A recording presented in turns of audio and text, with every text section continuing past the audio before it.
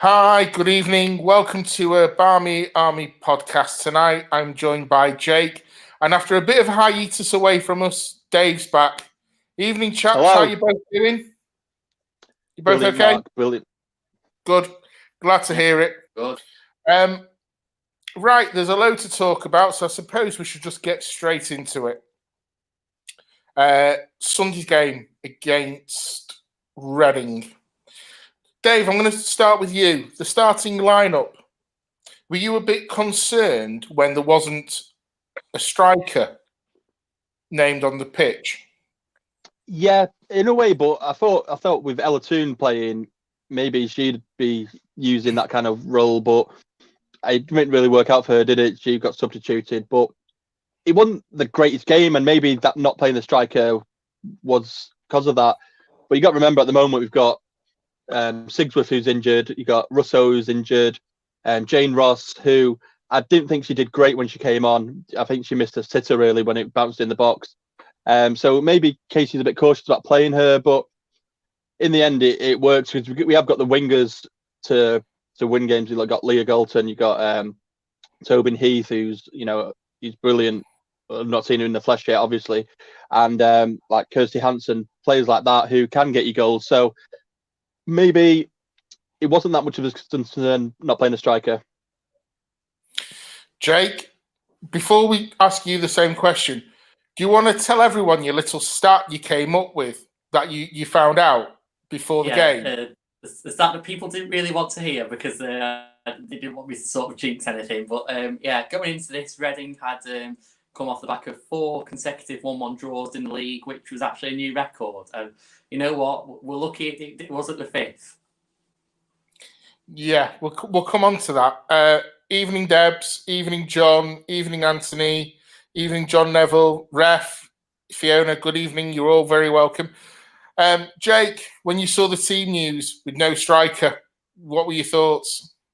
Yeah, a bit concerned, not going to lie. I mean, you look at the transfer window and the fact that Casey was prioritising bringing in strikers and forward players, but, some of those, Alessia we know is out. No, Kristen's not returned. No Jess. LJ's dropped back out of the team. You're looking at having to sort of improvise up front. So yeah, I think having Leah and Tobin there was really good because they don't just stay on the wing. They both come into the middle when needed. They can have a run, and I was confident that those two were playing either side. But yeah, I think not having a striker did sort of contribute to maybe not putting the game to bed earlier. Yeah. Just before I come on to you, Dave, Fiona's left a little message for you, Jake. Exactly. You do. That's why I try to keep quiet sometimes. You do. Dave, we've been very lucky to go to the 2 Reading games in the FA Cup and then in the league last season. Was this the one game that concerned you the most out of the 3 we've got? So we've got Villa, Reading, and then Bristol. Was this the game that you were worried about most? Yeah, definitely. Just because what's happened when we've gone away. I mean, last season was a bit of a travesty, really, with the handball. That wasn't a handball. Lost us the game.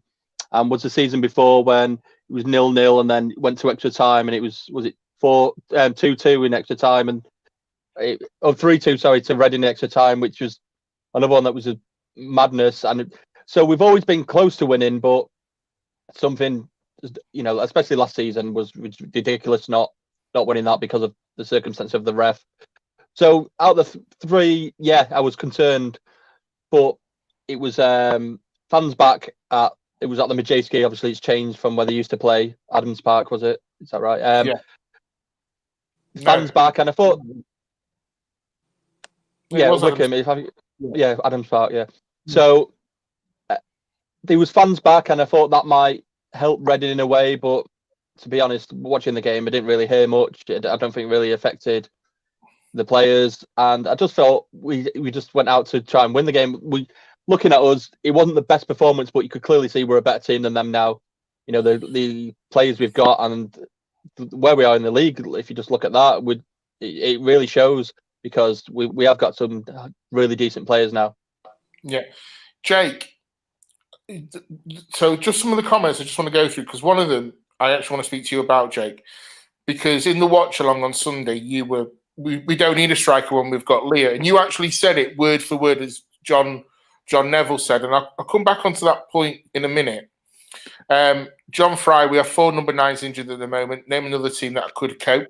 Yeah, absolutely, John. Completely agree. And Deborah has said, great game to come though, considering injuries and opponents. Jake, Reading, I don't think it's any. We can say Reading are a very physical team, but I thought we handled that physicality somewhat okay. But as John Neville said, that we don't need a striker when we've got Leah. You were saying exactly the same. Just talk a bit to us about Leah on Sunday. Yeah, I think she really covered well.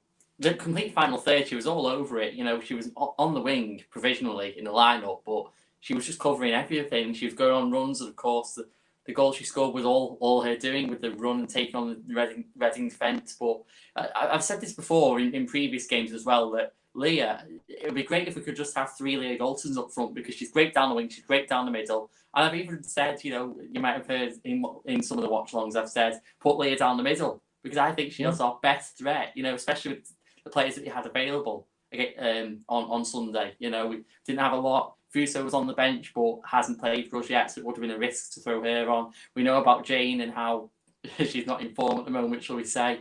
So, yeah, I think Leah, even though she's not a striker, would have done great in that position. She's not a left-back, but she's done a great job for us there. Leah is such a style player. And I think, the start of this season, when she wasn't hitting the heights of last season, sort of put a dampener on how we all see her. But no, Leah, I'm still saying it, Leah Golton is our best player. Yeah, she was on Sunday. For me, she was definitely player of the match on Sunday, without a shadow of a doubt. While we're talking about Leah, should we talk about that tackle that happened in the first half, where the referee gave a yellow card straight away? And we were all like, wow. Dave? Yeah, is that the one where... Oh, no, it wasn't that one. It was... Sorry, yeah. That was a bad tackle, but I thought the other one was much worse, the one where did they not give anything? This is the problem for me with the WSL. I mean, they think the players are all up to standard.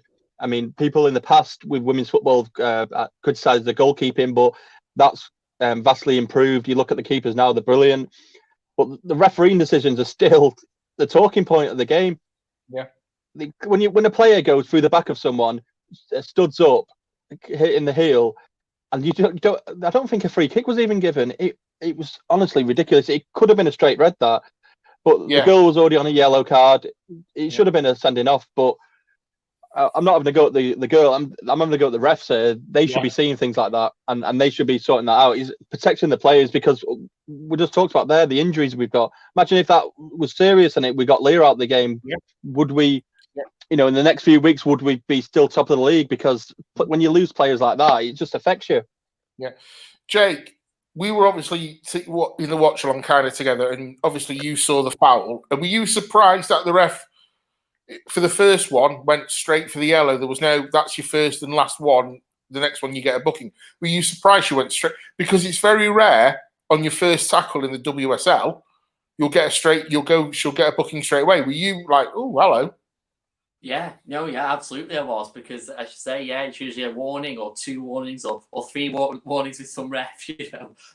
Some refs are quite nice and won't dish out the cards. But when that card came out earlier, I thought, right, well, you've got to be careful, because you're risking the red card now. But I think there's a problem. There's a real problem in the WSL where refs won't give the red card. They'll give warnings. They'll say to the player, you're on a yellow, but the red card really comes out. That's the issue. The only time we see a red card is when a player's maybe lashed out or overreacted to something. But, after that yellow, to go the whole game without giving her a second, I think is a bit disappointing. So, obviously we've heard Dave say, and I agree with Dave. I'm not going to put you on the spot, Jake, but was the second foul a second yellow for you, or was it a red because she went through the back of her? Yeah, either way, she should have got sent off. Whether it's the second yellow or straight red. I'm not sure how the rules work around that. I don't know if refs are around to give us an update on his expert view. But look, it was She had two fouls. She had 3 fouls. She was. Lina is a very lucky girl to not be suspended for the next game. First 2 fouls I think were both yellow card worthy. Had she not got that first yellow, I think a second foul would definitely have been her first yellow. But yeah. Yeah, right. Just going to go through some of the comments. Deborah says Leah puts a real shift in every match. That's exactly what you've both said. Then on John Fry has said about the foul, she pulled Leah back, and Anthony Wilson said player should have been off second half, which we've all said. Fiona, the defender and the ref had a shocker. It should have been a second yellow. And we'll come on to the next. We'll go on to I missed one out. John says it was a professional foul pulling Leah back. But this is one that I want to talk about. Kirsty Hansen, if she was pulled back, she was being too honest. She was being honest, which is a good thing in my opinion. But should she have gone down to try and get a penalty? Dave? Would it have been nice to get a penalty? Yes, but no, I don't want to see her going down if she can stay on her feet. I don't like seeing it in the men's game. I don't like I talked about this recently in another video I was on in the academy about not play acting, but making the most of it. In a way, if you're not going down and you go down, it is a form of cheating, and I don't like seeing it. And we didn't need that, did we? We ended up winning the game anyway, so we won it in a fair and honest way. Yeah, there's another comment just come in. They want an update on the Alessia injury. She's had surgery, and we believe she's just going to start rehab very soon. Jake, that incident with Kirsty Hansen, was it the right decision for you? Because to stay on her feet. Yeah, no, I'm going to echo what Dave says. It's never nice to see a player, go down when they don't have to. Kirsty, I think, has come on leaps and bounds in the past 12 months or so. She's took it to another new level this season. She looks physically stronger, and it's challenges like that she can just skip round and stay on her feet. Also, she had Staniforth sort of screaming for the ball, just in a great position if she pulled it back. So I think that was the intention for Kirsty. Had Staniforth not been there, would she have gone down? It's hard to say, but she did have players queuing up in the box for it. So when the player's there, you can easily put it in. I think maybe that was in her mind. You can't really get inside the mind of a player in that split second when the moment comes. But yeah, I'm proud of her for not going down, for showing honesty. But again, it happens all the time. It's going to happen in the future. Unless you go down, referees won't give a penalty. Yeah. Evening, Jonathan. Evening, Max. John Fry, talking on that point, he says he wants honesty in the game, and I completely agree. And Max reckons it was a penalty. Hi, Namrata as well. Fiona makes the point that the ref shouldn't rely on players going down to decide whether it was a foul. Whether Kirsty Hansen would have gone down or not, for me, it was a foul. So it should have been a penalty anyway, but the referee will say she stayed on her feet and gloss over it that way. Unfortunately, we conceded a goal, which a lot of people in the watch-along looked at you, Jake, because obviously you came out with your last 4 games have all been a 1-1. We're like, Jake.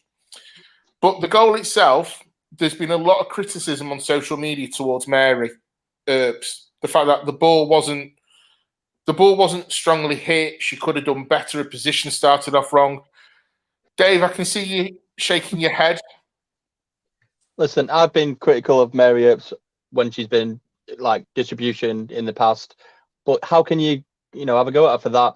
She moved her body weight to one side, expecting the way the shot was going. It took a deflection and went past it. You can't all of a sudden, once you put your body weight to one side, expect her to just miraculously jump in the air and turn it the other way. Nothing she could have done about that. If that was, someone in the Premier League, it'd have been the same thing. You cannot. They're not like you can't go 100 miles an hour and just move. You'd already made the decision to dive that way, which as a goalkeeper you should be doing because that's the way the shot was going. Took a deflection and he went in. You can't criticise the goalkeeper. Just one of them goals. Yeah, Jake, your thoughts on it? Yeah, well, we've had chances to criticise Mary this season, and she could have done better in many situations. But yeah, I'm agreeing with Dave again because she was completely wrong-footed by the deflection. And I think the main issue here is, we say having, have all three of us go to most of the games, and we can all say that being there and watching it on TV, it's like two different speeds. You watch any women's football match on TV, it looks a lot slower. And I think that's what happened there. It was a very ugly goal. It was a very weak shot that was deflected. But maybe, in the moment when let's look it through the eyes of Mary, maybe the ball was moving quicker than what we can see on telly. And it's very easy to pick out things from when you're watching it from the view of the camera, if you know what I'm saying. But I think it'll be harsh to criticise Mary for it because it's one of those deflections. Goalkeepers can't do anything when they're wrong-footed. Yeah. No, I agree. Vincent says that Kirsty Hansen should have gone down. So I think he's probably the first one to say that she should have gone down. John saying it's no way near Mary's fault. And actually, if you were looking on social media after the game, there was a lot of criticism towards Mary for that. Like you said, Jake, it wasn't the strongest hit shot in the world. She could have moved. But as you said, Dave, once the keeper makes the mind up to go that way, commit yourself and go that way. And what happens, happens. At 1-1, Jake, did you see us coming back into it? Or were you saying, you know what? Would you have been content with a draw? Or did you want the 3 points? Being honest. Yeah, I wanted 3 points. Well, that's just because this season they've done so well. The girls have really come together. They're getting the results that last season wouldn't have seemed possible. They're on a great run of form, still unbeaten, and the only points we've dropped have been against the two of the big three. So yeah, I was hoping for a win. I was expecting a win because Reading really have been hit and miss this season. But when it got to 1-1, I'm not going to lie to you, I was worried. I thought, we could throw this away here because we looked shaky. We couldn't seem to string a pass together. It was all up in the air rather than across the floor. It was a very nervy period for us shortly after the equaliser. So yeah, it wasn't. It wasn't our best game for the full 90. I'm not going to deny that, but there was a very shaky period in the start to middle of that second half, and if Reading had scored again, it could have been a very different game. Yeah. Jonathan says Mary isn't to blame. She gets us out of trouble more often than not, and I completely agree. Dave, John has put a comment in. After it got to 1-1, could only see us winning unless we made another mistake. We have been looking a little bit defensively, not as strong as we have been the last season and a half. Were you worried that there's maybe a mistake possibly there? No, I thought that once it was 1-1, after a few minutes after the goal, I thought it was going to end 1-1. I didn't think we had it in us to score another goal. I didn't think Reading were going to score one. I thought, obviously, the way they got their goal, they were lucky. I didn't think he created really anything that would really worry us. It was just about us. Could we get that goal? I went into that game expecting 3 points, and that wasn't just because of what we've been doing this season. It's because of the past 2 times we've been away at Reading, and just a bit of justice in a way to get 3 points. So, yeah, when it got to 1-1, I just thought it'd end 1-1. I'd have been disappointed. But, yeah, we obviously got the goal back from Ladd, who, she's one of them consistent players for us every time she plays. And for her to get a goal was brilliant to see. And, yeah, it was just a bonus because, for me, it was a bonus because I did think it was going to be a 1-1 draw. I'm sorry, Jake, we're going to have to talk about it. I'm sorry. It has to be talked about. After Lucy's injury, we just wanted to get all the players back healthy and uninjured. You are a massive Lucy Staniforth fan. You don't deny it. You've got a name on the back of your United shirt. It looked a bad injury. We don't know the full extent of it yet. What your thoughts and what do you think's happened? It looked like she tore on a hamstring or some sort of injury there because, as you say, it was a good move that she was coming forward with the ball. She was about to pass it over to the wing, but then suddenly you just see her pull up and Immediately when a player pulls up and just stops like that, something's wrong. So, she was struggling. She's not the type of player to stay down, roll around on the floor. She's a very tough player. But she came off in tears, and I think that says all you need to know. Whether that's because of the pain or just being gutted about the fact she could be out for a long time, I don't know. But I said it on the watch along. It's heartbreaking to see. Lucy's a player who gives her all on the pitch. She isn't always the one who makes the impact. She isn't like a Tooney who scores the goals, who sets them up, but she has such a presence in the midfield. And coming off the bench, she makes a difference. But unfortunately, she didn't spend too much time on the pitch in this one. And as I say, we can only hope it's not too bad. But from what I saw on Sunday, it didn't give me much hope. Fiona's put in the comments, we had a number of chances to prevent that goal before it got to Mary. Yeah, I have to agree on that, Fiona. Jonathan's put a thing in, don't think any of Chelsea, City and Arsenal are playing well at all. So 3 points is the key. The way Reading played seems will drop points there. Dave, you and I, we've said it before, we've been lucky enough to be at the 2 Reading games. They are a very, very tough team to play against. The physical, I think unlike most of the WSL teams, they are that little bit physical, and some teams won't like that. Yeah, they are, but we're a completely different team to what we were the last 2 times we played. Not just some personnel, because obviously some are the same, but the way we play and the way we are as a team now. The first time we played them, we were brand new. I thought we were unlucky, just a bit naive maybe. Second time, we were close. A bit of injustice by the referee. Should have won that game. And this time, we're a unit. We are a proper team now. Where it's when I look at us at the top of the league, I don't think, Christ, are we there? We're there because we are probably the best team in the league. I think. That there might be people who disagree with that and say other teams are better, but you can't argue the facts at the moment. We're just a great team. You look at it wasn't great for that goal because of the deflection, but if that goal didn't take the deflection, I think Mary would have got it easily. I think the turners at the back have been phenomenal, in this season. I think Amy Turner especially just been showing, last season we got McManus in, she got moved to right back, Amy Turner. She didn't complain, played brilliantly there. And this season, when McManus has been injured, she's gone back to centre back, and she's been unreal. I think she's been one of the best defenders in the league. And it's, for me, it's only a matter of time before she gets that senior call up for England, because I think she deserves it. She hasn't really put a foot wrong, and she's a proper defender, which we kind of need. I think Millie's obviously better on the ball, but when you need someone to win you the ball or put a foot through someone and just make it a game, I think Amy's all about that. Yeah. Just to go back to the Lucy injury, some people have.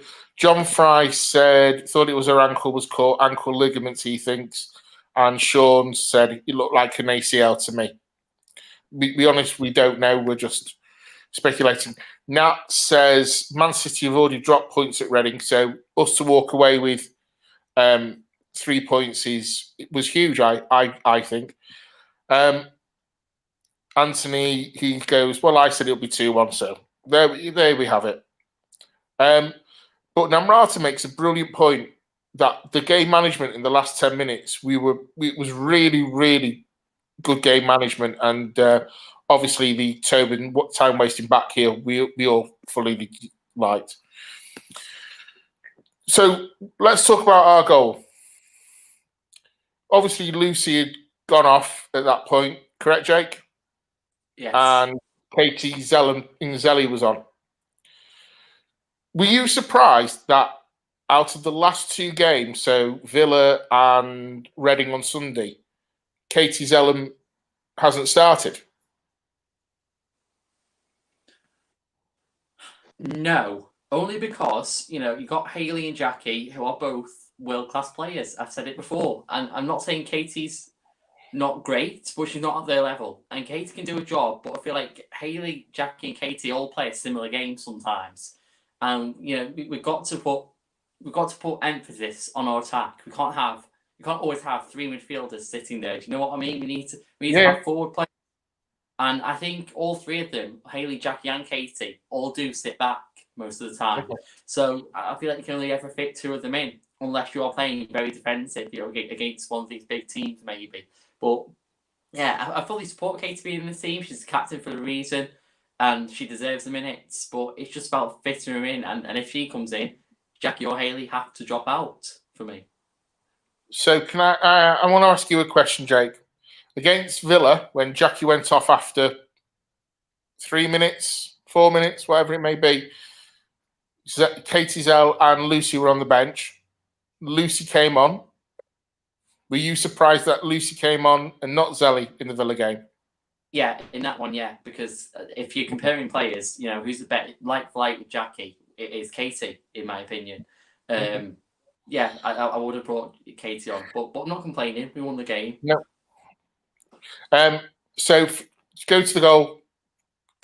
Corner ball came in, and Hayley was completely unmarked. And you don't usually see her in those positions, Dave. So, what were your thoughts on it? I liked it. I like the fact that she got up there. We did need the goal, and I thought if especially a set piece, you've got to put players who can win. She's good at winning balls in the air. From a defensive midfield point of view. So stick her in the box when there's a corner or a free kick, and she may get something on it. And I think it helped in a way. It took someone headed it on, didn't they? If I remember rightly, it didn't want a direct from the corner. So I think that unnerved maybe the Reading defenders. They went towards the ball, which left Hayley unmarked, and she managed to head it in, which I think is great for her. Obviously, it's not as good as her last goal for United, but listen, you'll take anything that gets us 3 Never points. will be. Nothing will ever be as good as that first goal against Leicester. John Fry makes a comment. Remember when lads scored and Katie got them into a huddle to tell them what they needed to do to win the game? Yeah, completely. She got the whole team together. John agrees with you, Dave, about Amy T. I agree as well. I think she's been the best player. Well, second best. I think Jackie's been amazing. I think Amy T's not that far behind her. Fiona, Amy made a few mistakes, but always seemed to recover. There was that period of like 30 seconds or so where she made a great tackle in the penalty box, gave the ball away, tackled back, and then cleared it. It was like, what's going on? That's what I really love about her, though, is the fact that she has got a mistake in her, but she's not one of them to go, and just put her head down. The moment she makes that mistake, she's straight away, I've made a mistake. I'm going to make sure I redeem that. Yeah, absolutely, and that's what I like a proper defender. John Anthony says, I think the Reading keeper would have been disappointed she didn't keep Leah shot out. No, she got a hand to it. You understand it. This is a conversation. I want to put this one up because this is a conversation, Jake, that we have had before in the social. Katie, she might not be starting because she could still be recovering from the COVID issue, much like Paul Pogba. It's actually we don't really know what how fit she really is after it. Do you think that's probably a reason why she's not starting some games? Honestly, I've got no idea because we don't know Katie's situation at the moment. Obviously, the club and the club's doctors will best advise her, but it's hard to pinpoint it because she's not looked incredibly sharp since coming back. I'll admit that. She's been good. She's done a job for us, but she's not been amazing like she was last season. So it's hard, it's hard from an outsider view to look in and think, oh yeah, that's it. And it could be the easy excuse for her. But at the same time, as I say, she's got competition in midfield. And I think that's the main reason. Yeah. Just go through a few more comments. Thought Katie was brilliant when she came on, winning it and playing the ball easy. I'm sorry about this one, Jake. I apologise in advance.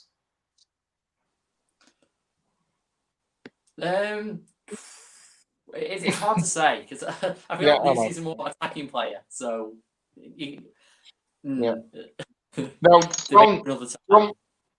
John makes a very good point here.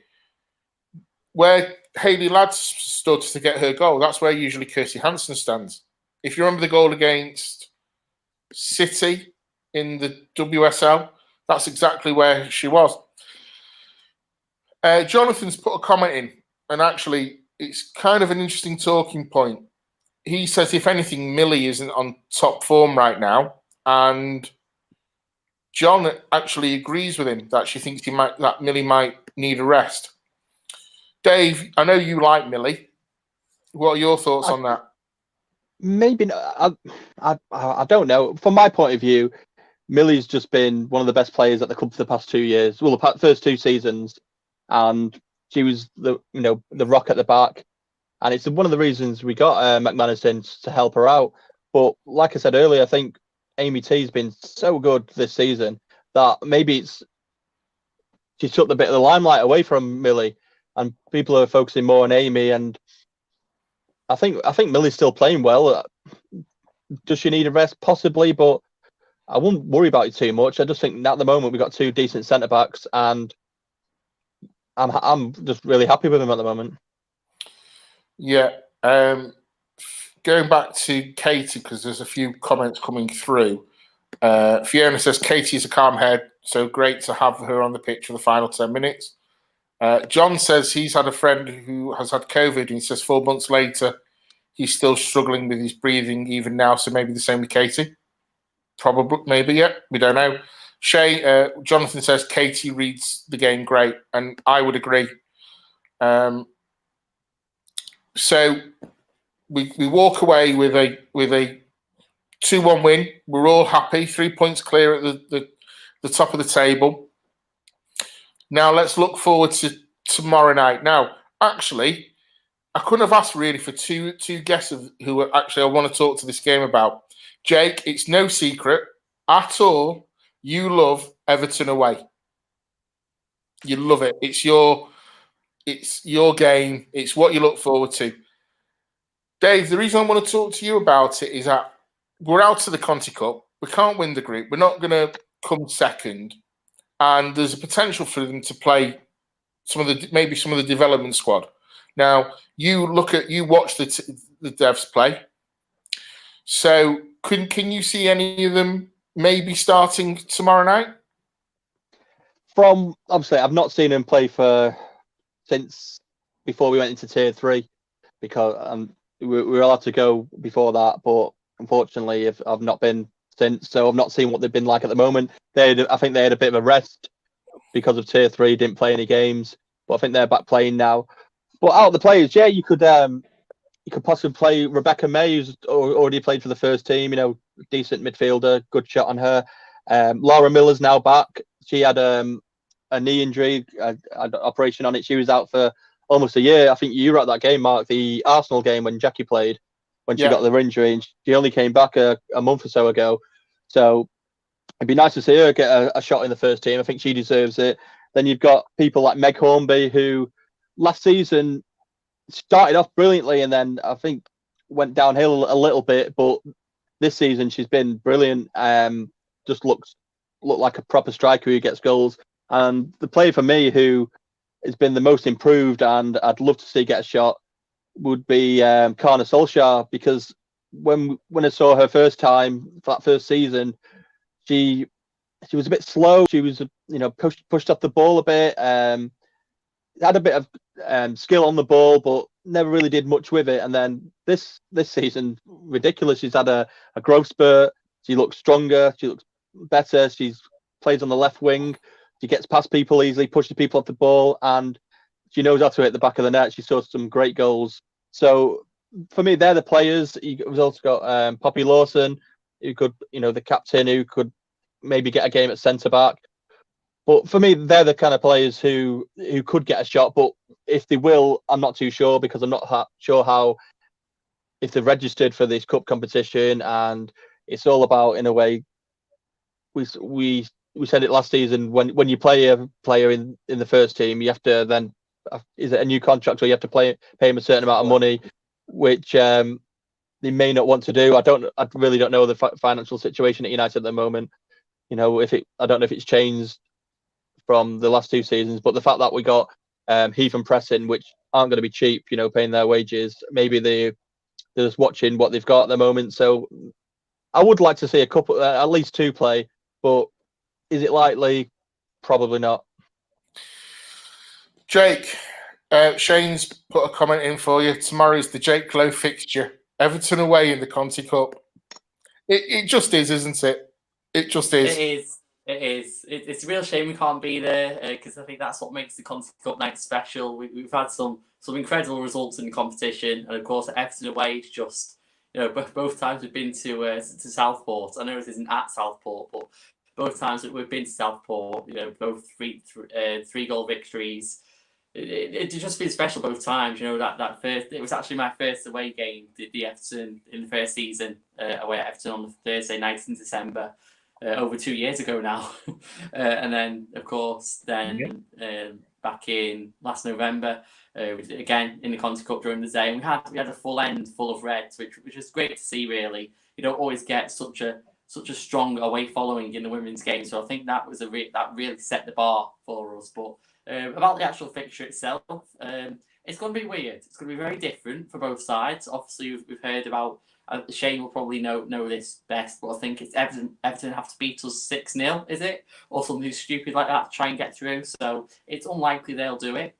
We are obviously already out. So yeah, I can see Casey shuffling the team round for that one.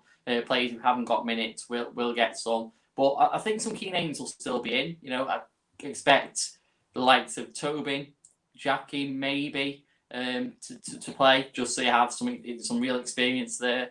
Everton, looking at them for a second, they're weak too. They've had their injury troubles. Both Simone McGill, Valerie Govan out, so they're short up front unless both recover. Who knows? But yeah, it's a very strange game. This one, both teams don't have a lot to play for and been hit by injuries. So yeah, it'll be interesting.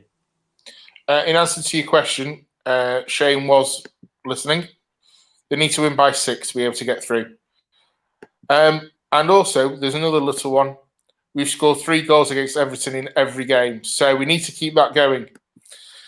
Right, we need to talk about just going off back to the devs. Dave obviously mentioned Tara Bourne. She's been training with the first team, so there's potential from, as Nat says, there's potential that hopefully she. Well, last time I was watching the under-21s. She was just coming back from injury. She still wasn't playing with the team. She was just like doing a bit of stretching during the warm-up, but she was like in the tracksuit and sat on the bench. She wasn't involved at all in the game setup. So I just don't know how she's getting along with her coming back from her injury. Okay. Well, this is a question for both of you. So Dave, we'll carry on. We'll carry on with you. Will we see Ivana though tomorrow? I would like to think so. I mean, what's she got to do to get a game? It's an odd one, really. I mean, when Russell got injured, I thought, "Oh, this is time for her to shine," but it's not happened. She's not played, and it's a dead rubber game. This obviously for us. You say Everton needs to win 6-0. It's a dead rubber game for them. They're not going to win 6-0. So I think both teams might switch it up a bit, and this is an opportunity for her to play and get a few, get a couple of goals, show England what she's all about. And it's got to be good for her to get a game. If you're training every day, she looks like she's, smiling and having a good time with everyone, but she's not here to train. She's here to play football, and she's not done that, has she? And I really want to see her play at the moment. Yeah. Just before I come on to you, Drake, with the Ivana, talking about Ivana. Obviously, there's the hashtag Free Fuso. Fiona, I hope to see Ivana coming off the bench at some point. Free Fuso. Ivana must play. And then Deborah just throws in Southport is heaven. So, Ivana. So, 2 questions, Jake. Well, you said 1 question, but 2 answers.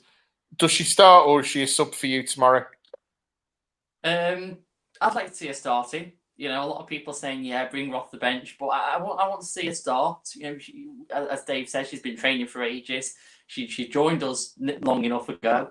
She's been around the team. She knows the dynamic. She knows the pace of what the players play at.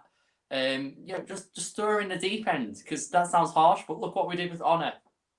How Honor thrived in those first 2 games that she played for us. She'd never played in WSL before. Obviously, she had a few months with the team, but we threw her in the deep end and she thrived. She's done really well. So I think Ivana could be like that. No pressure on her now, just compared her to Honor, but I'm hoping she is. And I think now when we've got everything is in her favour, we're low on strikers, unless maybe LJ or Jess come back. We're low on strikers. It's a dead rubber game. It's a chance now for Fuso to prove herself. I'd rather have her play this than start against, I don't know, one of the big teams in the league, for example. She can really state her case to start in the league if she plays well in this one, but she's got to be given a chance to play. That's the thing, and I'm leaning towards these people who will say free Fuso. Yeah, give her a chance. So people obviously start. Let me know what your starting 11 will be tomorrow night, and we'll see if we can break it down a little bit. Fiona says she can see Abby, Lotta, Katie, and Jane starting tomorrow night. And then she goes on to Jane Ross hat-trick, Shane. Now, there has been a name that we haven't mentioned. Martha. She has been training with the team. Do you think she could start tomorrow night, Dave? I don't really know, because she's been one of them players who, like the forgotten player, really, hasn't she? Yeah. It's an odd one. So I honestly don't know. Yeah, but I'd like to see her play. Obviously, it's been a while. But will she? I really don't know. Is she match fit? Is she capable of playing? I couldn't tell you. But yeah, I would like to see her play. Yeah. John, going back, John, I'm going for Ivana to start tomorrow. And then, where was it? I've just missed it. Oh, yeah. Deborah's having a conversation with Shane. I will put this in. There's more chance of Fuso and Casey playing tomorrow night than possibly Jane. Sorry, Jake. Just asking the question. Deborah has got a question for you, though, Jake. Would you like us to sign Claudia Walker? Oh, this is something, isn't it? No. Claudia Walker's done well for Birmingham. She's scoring a few goals for them. Look, Carla Ward's doing a great job over there, but yeah, I don't think Claudia Walker's on our level. No. Okay. Right. Jake, Ivana Fuso. Fiona says she can't see Ivana starting without any minutes in previous games. And the fact that Jess is back training as well. Can you see Jess starting over Ivana and Ivana hopefully coming off the bench? If Jess is back, if Jess is back and she's 100%, yeah, start Jess, because we know that she can do a job. She's physical. She's a striker that I think she's the best. Not including Kristen Press in this because she's out, and obviously Alessia Roos. So, who's your third choice central striker if you like? Jess. Jess is someone who can do well. I think Jess has been brilliant this season. I think saying third choice is a bit harsh on her, but no, I think she needs the time because she's had a really interrupted run of game time this season. So yeah, start Jess. I'd love to see Ivana starting as well, but we don't really play the system with two strikers, do we? We always have the wingers. So unless Casey's going to change the formation, I can't see them both starting. But I would say start Fuso on the basis that Jess isn't fit. John says he'll start Jess and Ivana together. I would too, but as I say, it's Casey. I can't see Casey changing the formation. Okay, Dave. We've recalled Fran Bentley from her loan at Blackburn. We believe there's an injury to Emily Ramsey. So tomorrow night, does Fran start or do you start Mary?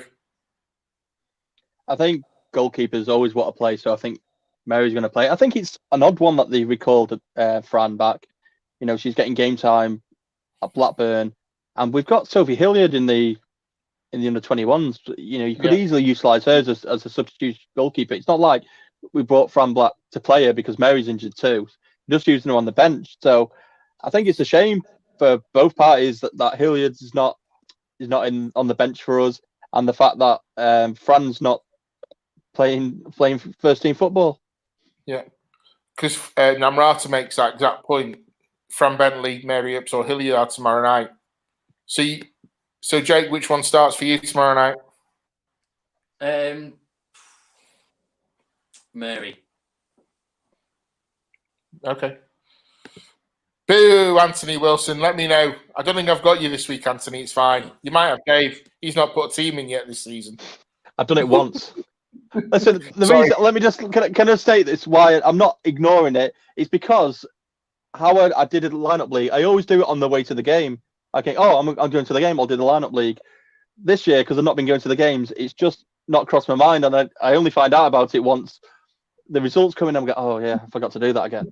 So it's basically it's a free point if you're playing me. Now I've said this, I'll probably I'll try and remember to do it tomorrow. But yeah, I'm not doing it on purpose. It's all right. Ben's not put a team in yet either, so you're doing right. You're not bottom yet. Zoe said she'll start Fran. It'd be nice to give her a chance, but maybe Mary needs a game that doesn't, possibly. Who knows? Deborah says she starts with Mary in goal as well. Right. The result tomorrow is, it makes no difference what happens tomorrow night. We're out anyway. So are you looking for a performance, Jake, tomorrow more than a result? Because it makes no difference. Yeah, it would be nice, to see certain players have a good game. I should say it does sort of take a lot of the special atmosphere around the Conti Cup out of it now that it's sort of a game that means nothing for either side unless Everton absolutely batter us, which can't see happening. So yeah, it's a weird one. It's weird to go into a game that's not a pre-season friendly or something and know that nothing matters out of it. But confidence booster, a rare goal for someone would be nice as well. You just have to. It's just the little things, the little positives that we can take. Yeah. Jonathan in the comments says, great chance for girls to stake claim for league games, as maybe a couple of regulars need some pressure. I can see that point. I can possibly agree with it. I just think it's a shame because tomorrow night I would have had Lucy starting because we've not seen her start a full game yet. So I wanted to see her from the start. Hopefully tomorrow LJ's back, Jessie's back.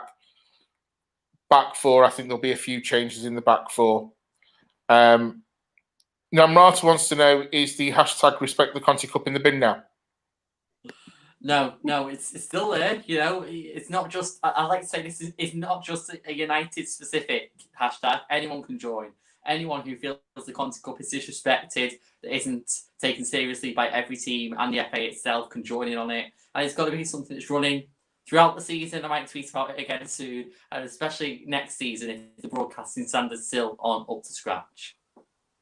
Yeah, Deborah's actually changed it. It's hashtag respect the Conti Cup and not make a mess of the group stages. Yeah.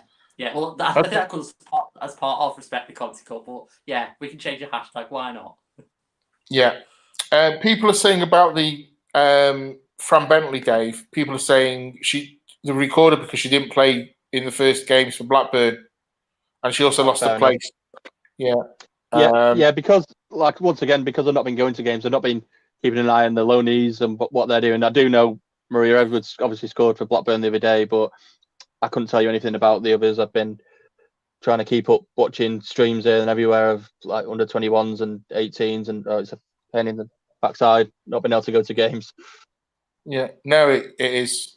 Hopefully with a bit of luck, depending on what the government say tomorrow, there's a small chance we could be dropping into tier 2, but hey, we don't know. Shane now goes on to wait until the January when the hashtag respect the FA Cup draw starts. Or now, as Amrata eloquently puts it, respect the Conti Cup, but only when United's still playing. And Deborah does make cup draws visible. That I agree with.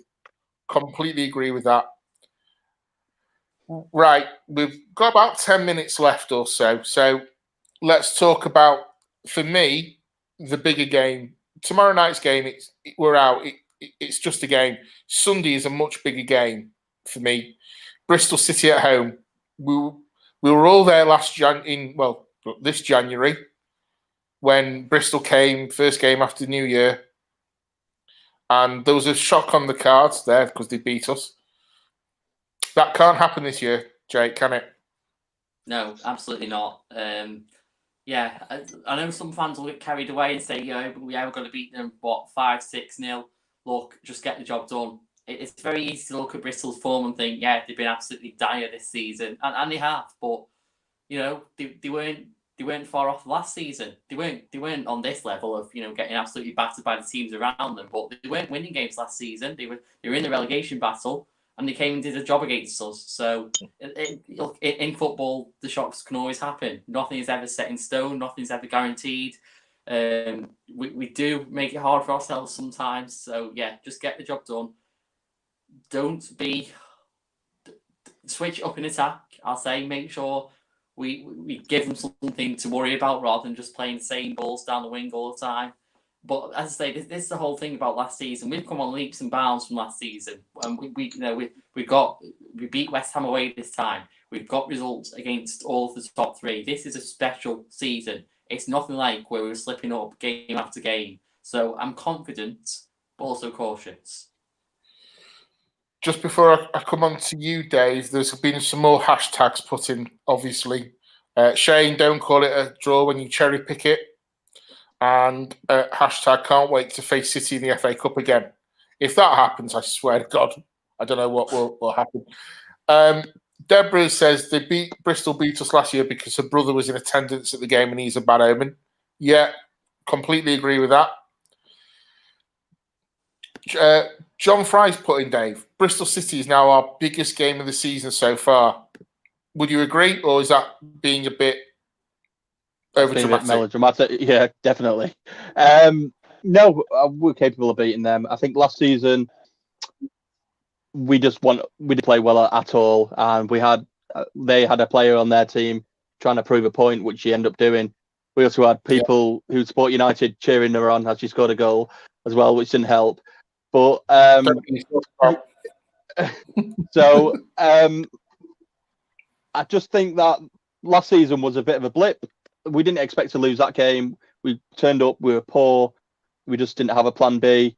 This season, we're much better. We've got better players. We're a better team, and I think we'll just blow them away. Staying with you, Dave, Anthony says, I'm going to go for a 4-0 tomorrow and 4-0 against Bristol. I'm not too sure about tomorrow because I don't know what team's being put out, and I don't know if they'll take it super seriously. They'll try and rest players, I think. But Bristol, I was going to predict 3-0, 4-0 if it would be even better. I just think we're a better team. We've got better players. Our defence is sharpened up, and I just can't see them as a threat at all. Okay. Before I forget, it's Stacey. Good evening. I was going through a load of comments. I've just seen it. Evening, Stacey. Do want to be rude and ignore you. Namrata says we don't need to just win. We need to stat pad. Jake, is it that simple? No.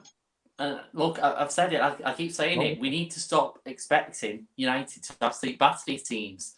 It's easy to look at Bristol. As I've said, it's easy to look at the fact that they've been losing 4-0 and more, nearly every week. But they're capable of a shock. I've been very critical of Bristol. I've said they're already relegated. I stick by that.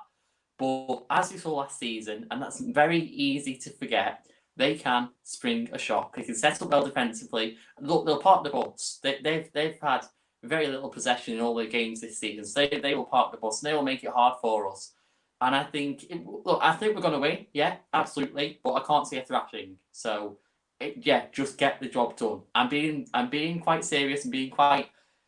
I'm appreciating that Bristol aren't a professional team. At the end of the day, they're not a terrible opposition. We need to get the job done. I'm not saying we're going to win 4-5-6-0, and I think too many people are. And I think it's going to be disappointing when we win, but don't do that. Right.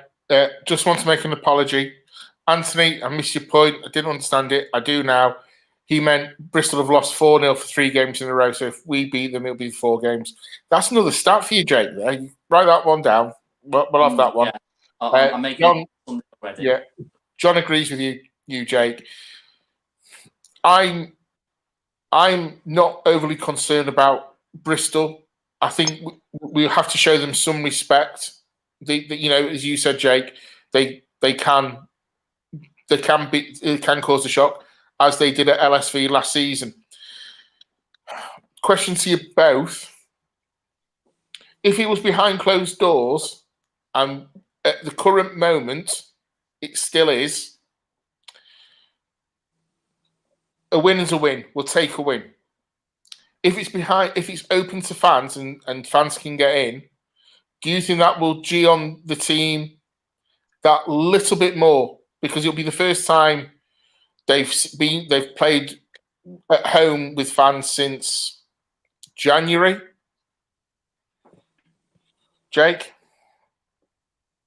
I think it will. I like to think that we have a really positive difference with the girls, and there's been times this season where we've seen, I'll refer to the Conti Cup, defeat against Liverpool, the draw against City, which were very lacklustre performances, and after it we all came out and we said, had there been fans there, we wouldn't have seen that performance. So yeah, we know that fans, even though there will be a limited capacity, they would make a massive difference for them. But yeah, let's hope that. Let's go on the basis that it is behind closed doors. Let's hope it doesn't impact them too much. Dave? For me, no. I think we're more of a professional outfit this season. The way we've won certain games, I don't think if fans were there, it made a difference. We'd have played exactly the same way. And I've been to games. We had fans last season against Bristol. That didn't make a difference. We had fans when we played Brighton away. We were singing all game. That didn't make a difference. So, yeah, maybe in a derby, if it's City or you're playing Liverpool, something like that, where the whole ground, the atmosphere is up. But if fans are back, it's going to be in little pockets here, there, and everywhere. People aren't going to be who usually sit together like us on the back row and stuff. We're not all going to be together. We're not all going to be singing together, creating a big atmosphere. So I really don't think it will make any kind of difference. I think we'll win the game with or without fans. Yeah, Namrata, just going to tidy up a few of the comments before we go. Namrata says, we have the worst goal difference in the top four. We're not that far off being a decent scoring team. Zoe puts it just the way it has to. We just need to win. That's it. That's all we need to do is just win. Jonathan thinks, thinking ahead to Bristol, would be lovely if we could be 2 or 3 up after 20 minutes, which we never do. Put the game to bed. John says, fans, if we're there, will give us 2 more goals. Maybe. Zoe then goes, if it's behind closed doors, 1-0. If we're there, 4-1. She can see Bristol scoring, Jake. Can you? There's a chance, isn't there? I mean, they scored against City. They scored against Spurs twice. They can score. I mean, there are counter-attacks, so I think we just have to be aware and set the defence up well to deal with any counter-attacks, because that's their only hope. But yeah, there's a possibility. You know what? Yeah, no, I can see Bristol scoring as well. You know what we're like with conceding goals that are a bit silly sometimes, and maybe being a bit slow to deal with attacks. So I can see Bristol scoring, yes. Okay. Fine. I mean, I can't see it personally. I think it's I'm not going to say comfortable win. I think it's a win on Sunday, and I just don't see us conceding. I mean, we conceded against Reading with a deflected goal. Before that, it was Villa, was it? We didn't concede. We had a 0-0 with City. We didn't concede, and then obviously last time we conceded before the Reading was the 2-2 with City, where they battered us basically for the first half, and we came back in the second half. So I don't think we're that bad at leaking goals at the moment. So I can't see him scoring. No, I'm struggling to see them scoring. John Fry has said 3-0 is his prediction. I'll take a clean sheet. Anything you can get with a clean sheet is a good result as far as I'm concerned. We're just about to come up to time. So I want to thank Jake for coming on. Thanks, Jake. And Dave, thanks as usual. I'll be host back next week with a podcast. I don't know who with. We'll be talking about Sunday's game, and then talking about looking ahead to when the girls return after Christmas. Thanks for watching, everyone. Take care. Bye.